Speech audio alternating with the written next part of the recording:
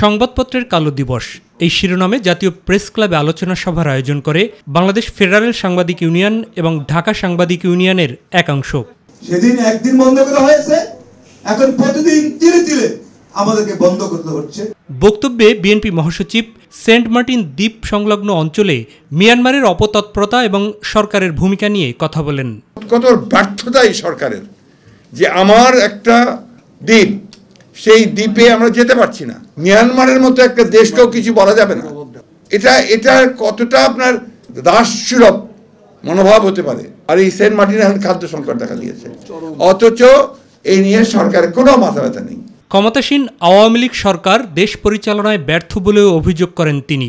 তারা অত্যন্ত সচেতনভাবে বাংলাদেশকে একটা পরনির্ভরশীল ব্যর্থ রাষ্ট্রে পরিণত করার জন্য তারা কিন্তু এই কাজগুলো করে চলেছে। এদিকে চেয়ারপারসনের উপদেষ্টা মণ্ডলী এবং জাতীয় নির্বাহী কমিটিতে ৩৯ নেতাকে বিভিন্ন পদে নতুনভাবে অন্তর্ভুক্ত করেছে বিএনপি।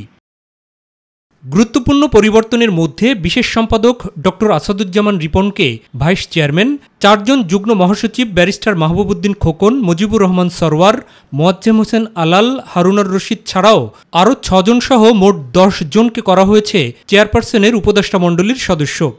২ বিভাগের সাংগঠনিক সম্পাদক আব্দুস সালাম আজাদ, সৈয়দ ইমরান সালে প্রিন্স এবং শহীদ উদ্দিন চৌধুরী এনিকে করা হয়েছে যুগ্ম মহাসচিব। যুবদলের সদ্য বিলুপ্ত কমিটির সভাপতি সুলতান সালাউদ্দিন টুকুকে প্রচার সম্পাদক এবং অন্যান্য নেতাদের সাংগঠনিক সম্পাদক সহ বিভিন্ন পদে অন্তর্ভুক্ত করার কথা জানানো হয়েছে।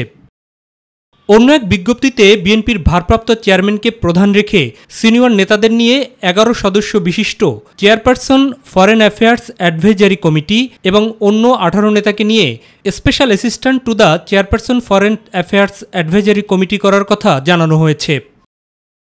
অন্য এক বিজ্ঞপ্তিতে রাকিবুল ইসলাম রাকিব এবং নাসির উদ্দিন নাসিরকে সাধারণ সম্পাদক রেখে ৪৯ জন সহ সভাপতি এবং ১৭২ জন যুগ্ম ও সহ সাধারণ সম্পাদক করে ছাত্রদলের ২৬০ সদস্য বিশিষ্ট আংশিক পূর্ণাঙ্গ কমিটি ঘোষণা করার কথা বলা হয়েছে। মাহবুব সৈকত, মাই টিভি, ঢাকা।